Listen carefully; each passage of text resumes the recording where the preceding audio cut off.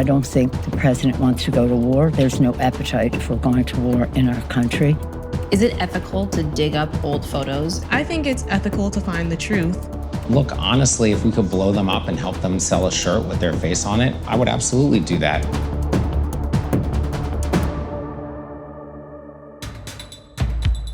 I'm ready to do it again. And yes, I will run for the United States Senate in 2020.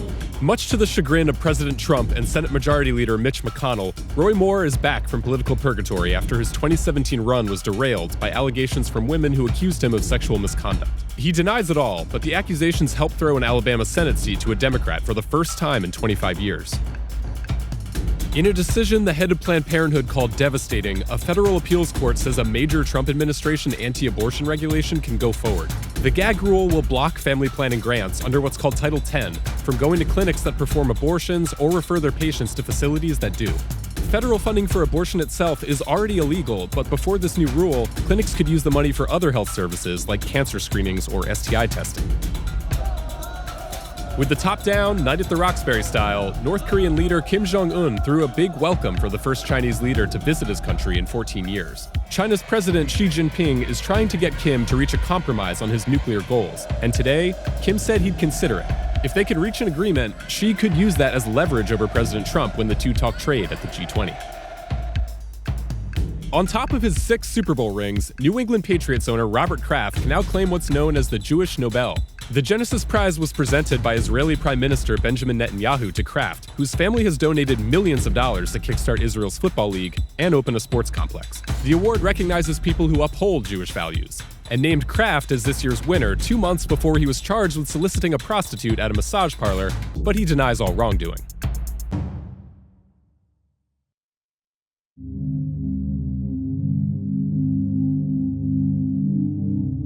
Early this morning, the Defense Department announced that a Navy drone was shot down by an Iranian surface-to-air missile. The Pentagon says the drone was in international airspace over the Strait of Hormuz. Iran disputes that. It says the drone was over Iranian airspace. Now, Iran made a big mistake. This drone was in international waters. Clearly, we have it all documented. It's documented scientifically, not just words. Now, whether the drone was over Iran or not almost doesn't matter. What does matter is that this is another escalation of a standoff that's been growing tenser since April and is now threatening to boil over. Okay? Mr. President, how will you respond? You'll find out. Are you willing to find a war with Iran? You'll find out. You'll find out. June 13th, 2 oil tankers were attacked in the Gulf of Oman. Iran promised the world that it would interrupt the flow of oil through the Strait of Hormuz. It is now working to execute on that promise. On June 17th, Iran announced that it will enrich more uranium in violation of the Iran nuclear deal, which Trump infamously pulled the United States out of. The next day, the US announced more troops would head to the Middle East. And now, the drone. This has a lot of members of Congress, both Republicans and Democrats, worried and kind of sounding the same. I don't think the president wants to go to war. There's no appetite for going to war in our country. He does not want to go to a war with Iran. The American people don't want to go to a war with Iran. Now, everyone complains about Congress not accomplishing anything, bipartisan or otherwise. But Congress has made moves recently to try to contain the president's use of military force and to keep the U.S. from meddling in other countries' hostilities. Earlier this year, both the House and the Senate voted to end American support of the Saudi-backed war in Yemen. President Trump vetoed it. For years, California Democrat Barbara Lee has championed an amendment that would repeal the 2001 authorization for use of military force that allowed the Bush administration to go to war in Afghanistan, and which has been used to justify all types of military actions tied to fighting terror. Yesterday, the House finally passed it. And just today, the Senate voted to block the sale of arms from the US to Saudi Arabia. If the House passes it, the president will probably veto that too. But I spoke with former Ambassador Dennis Ross, who said we should be on the lookout for another option, reverse psychology. The military is the one that will be asked for options. And they're not enthusiastic about getting into a conflict there. And when the military is not enthusiastic about getting into a conflict, they tend to create options that are so big that they become, sort of daunting in a way that usually leads the political leadership away from wanting to exercise them. So I'd be watching for that. What do you hear coming out of the Pentagon in terms of possible options? Because my instinct is that they're going to want to look for ways to cool this, not expand it. And therefore, there's a paradox here. The options they'll present will be huge. They won't be small. Because they'll war game it out. Right. I'll give you an example of what they will likely do. We have naval forces in the area right now. The Iranians have a lot of anti-ship missiles. So what do you think the option will be? The option will be we have to take out all the anti-ship missiles they have on shore. Well, that's not a small set of targets. So that immediately means, all right, you're into a pretty big shooting war at that point. But the argument will be we have forces that are vulnerable unless we can take out all of those forces. So a political leader then is faced with, all right, but all I want to do is I just want to take out, here are the forces that launched these missiles against the drone. I just want to take that out. I don't want to take out everything else. Now the military may say, okay, we can do that, but we have to be prepared for the next step.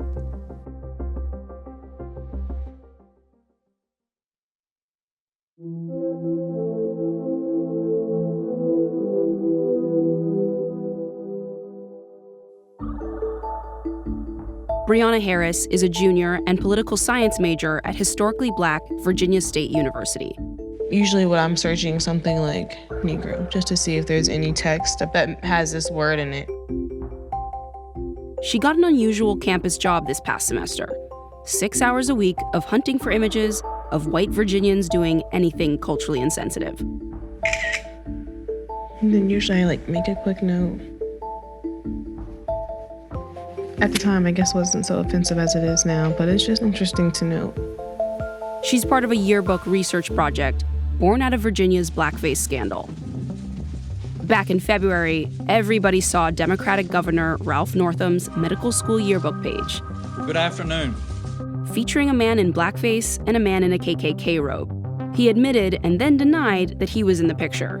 Then he admitted that he had donned blackface to pretend he was Michael Jackson in a dance competition. The mission of our program for the HBCU Research Fellowship is to provide amplification for small groups of students attending historically Black colleges and universities, inspired to see the positive outcome from the 2019 Virginia blackface crisis. Local activist Chelsea Higgs-Wise organized the project and raised $7,000 on GoFundMe to pay the students $25 an hour. The initial goal? Publish an archive and expose the people they found. With Governor Northam, it was kind of really a shock. He was a person that I really did look up to and that I really, I even went for the internship for the governor's internship and everything this semester. I'm from Richmond, Virginia, so this is a very at-home situation going on for me because I've been here my whole life. Is there anything that Northam could do, or that white men who dress in blackface could do, to make you forgive them? I understand that people make dumb decisions when they're younger. If he's not going to resign, then in his policy, I want to see him upholding the standards that Black people want. Well, we're really excited for what y'all are going to teach us. So how did this entire idea come to be? It was kind of a joke at first. And then that Tuesday, I was like, no, this is real. So let's do something. Let's bring a new voice to this who isn't talking. And it was like Black students.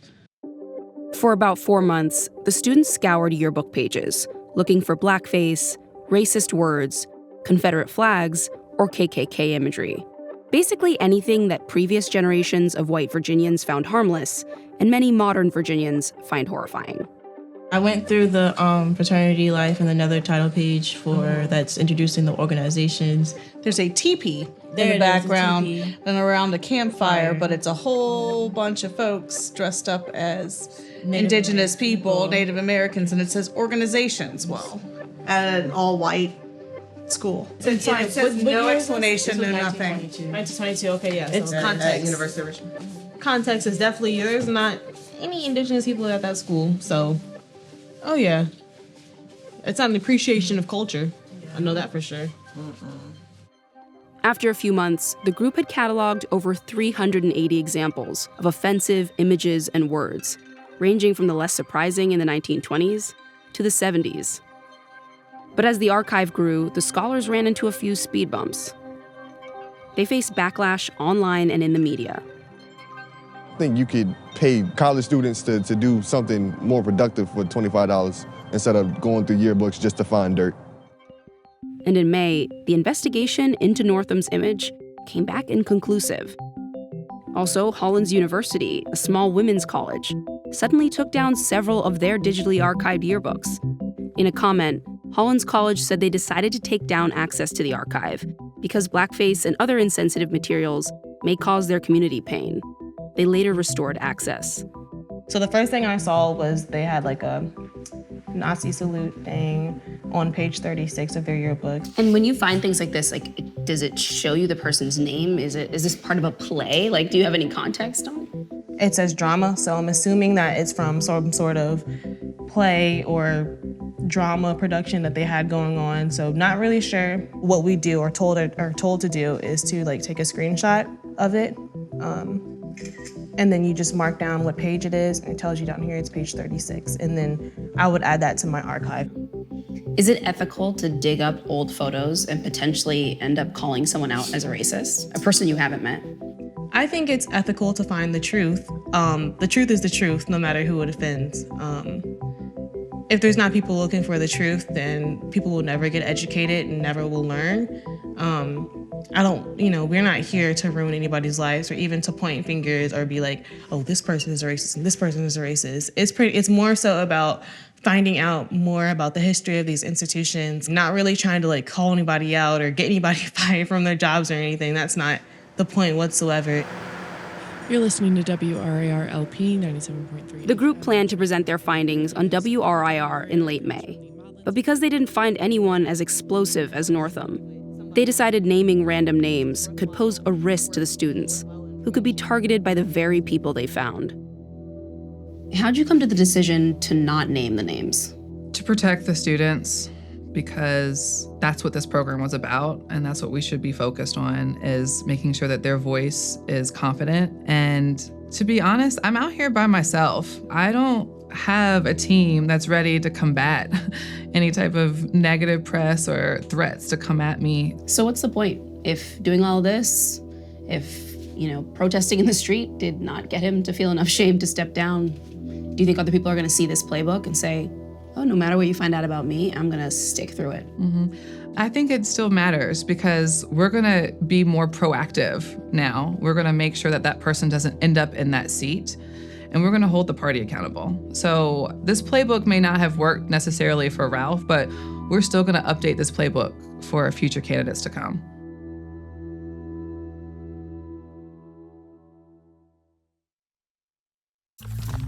In a fractured 7-2 decision today, the Supreme Court ruled that a 40-foot-tall, cross-shaped World War I memorial that sits on public land in Maryland does not violate the Establishment Clause of the First Amendment. In American Legion versus American Humanist Association, the justices had to weigh whether the memorial, which features what's called a Latin cross and is maintained by government funds, can be seen as secular. The memorial was built in 1925 to honor 49 members of the military from the area who died in World War I. The American Humanist Association, which advocates for separation of church and state, sued to have it removed from public land, arguing that the cross is a commonly recognized symbol of religion. Lawyers for the American Legion argued that the cross was not an endorsement or even representation of religion, but rather was a common way to honor fallen soldiers in the 1920s. Justice Alito, writing for the majority, sided with the American Legion, adding that the passage of time further separates the cross from its religious connotations. And Justice Ginsburg wrote a stinging dissent, which she read from the bench. She rejected the notion that the passage of time had made the cross any less a symbol of the Christian faith, and wrote that by keeping the peace cross on a public highway, the state, quote, elevates Christianity over other faiths and religion over non-religion.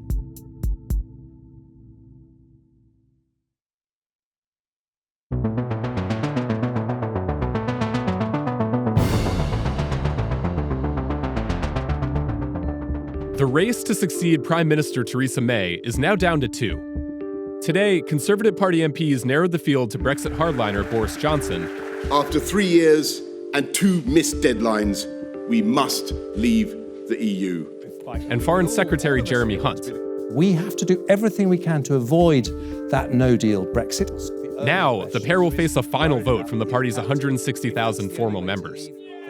They'll set out competing visions for delivering on Brexit, which hits an anniversary on Sunday. Let June the 23rd go down in our history as our Independence Day. 3 years on, the British public is as divided as ever. So Vice News asked some of the insiders who campaigned in the original referendum to reflect on what Brexit means. Then and now. Leave. I chaired Vote Leave, which was the official organization which campaigned for a Leave vote. Remain.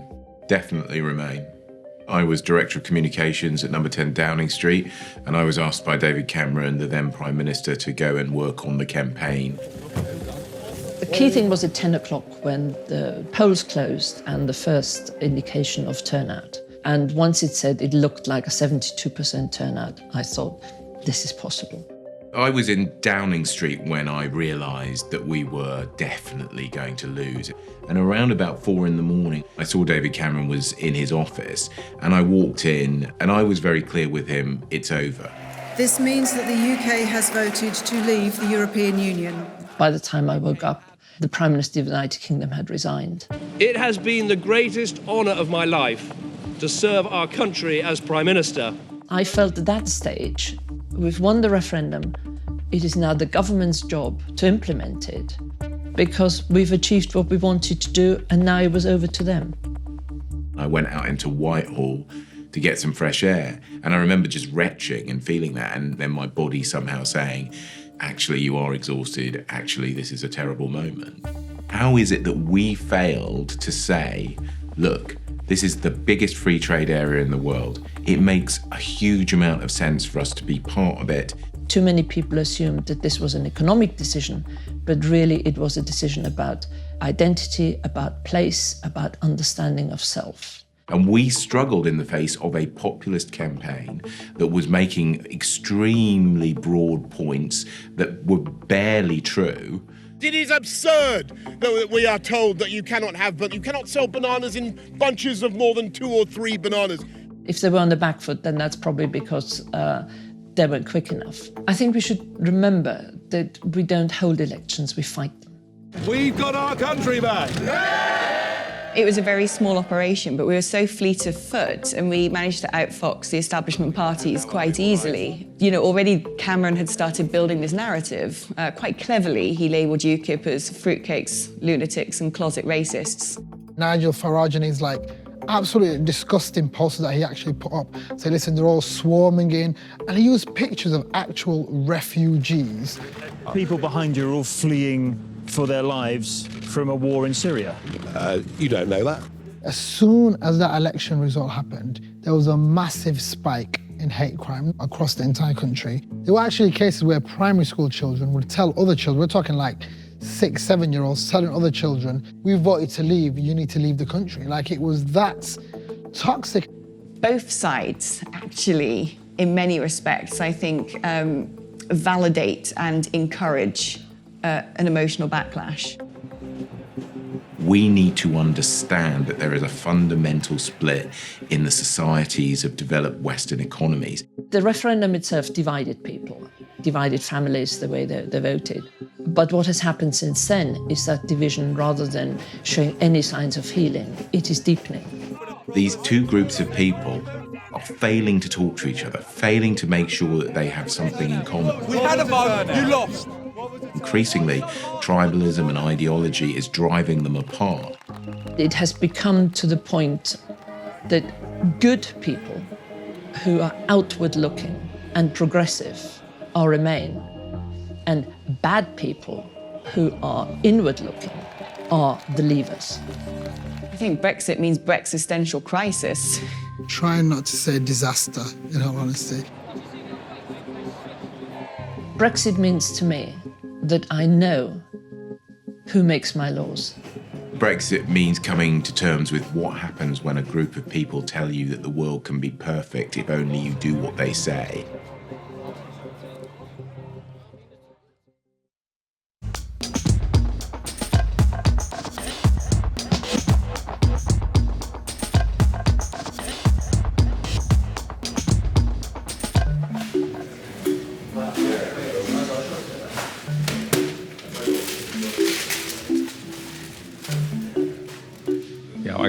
camera crew coming through.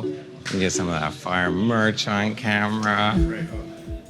Dan Porter is the CEO of Overtime, a digital media network that's mostly known for their viral videos of young basketball players, like this year's presumptive #1 NBA draft pick, Zion Williamson, Dwayne Wade's son, Zaire, and LeBron's eldest, Bronny. How did Overtime start? Where did that idea come from? I was working for WME, William Morris Endeavor, and IMG, and running all their digital. And as far back as 2013, 2014, I kept hearing this narrative that kids weren't watching live sports. And at the same time, I was running the digital talent division, and we were representing all the biggest YouTube stars and digital stars in the world. And so we had tens of millions of young people watching this type of content that I thought it was an opportunity to go in and see if we could figure out how to tell the story of young people, of athletes in a digital-first way. I'm Jada, I'm 14 years old, and yeah, I got a lot of hype around my name, but I'm gonna show you why. Overtime knows it's not ESPN, and it doesn't try to be. It's not interested in games or stats, but rising personalities most people don't even know exist yet. It finds them, shoots them in action, and then turns their high school and playground reps into highlights tailored for social media.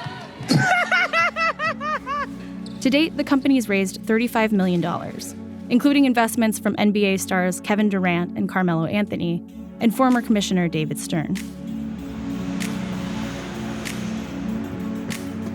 Jada Williams is one of Overtime's biggest finds. She made it. You need to pick it up. Don't worry about them damn legs being tired. You gotta think about how many millions of people gonna see this. Step! Good. Quick. Better. Good. Good finish.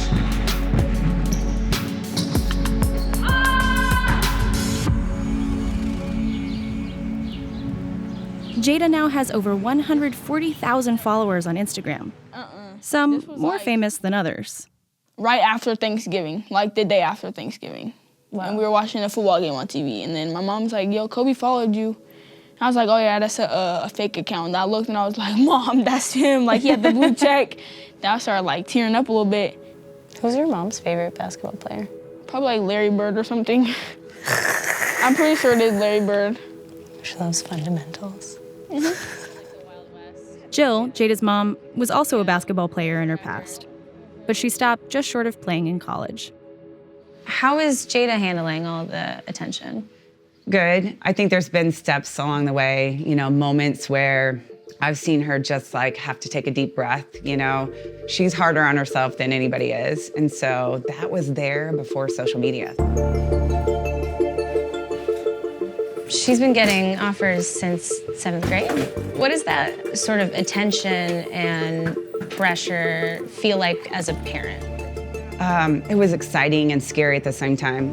When she got her first verbal offer, and it was from a really big school, I was blown away. I had no idea what the process was like and that you could even do that. And then the second one and the third one, and they just kept coming. It was crazy.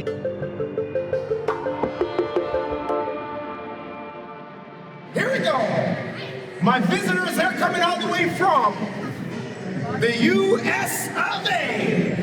Jada Williams, let's go! The offers that Jada's been getting are coming in from top-tier colleges, and that's her ultimate goal.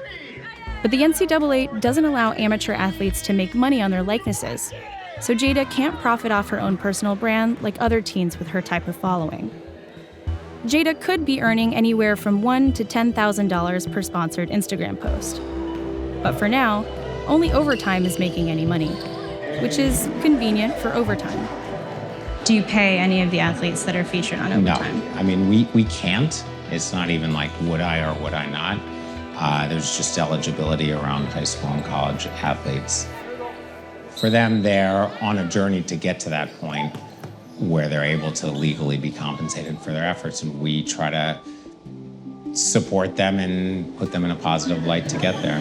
Step back. There are still people that may look at what you do here and view it as potentially exploiting these young athletes who are not able to monetize for themselves. Yeah. Do you have any reservations about that, about building a business on that? Look, honestly, if we could blow them up and help them sell a shirt with their face on it, I would absolutely do that. I'm not the one who can't do that. That's eligibility. I do think it's unfortunate that these kids can't take advantage of that, because what happens if they're great and they have an injury? But again, that is decisions made by people far above my pay grade and far more powerful than I am.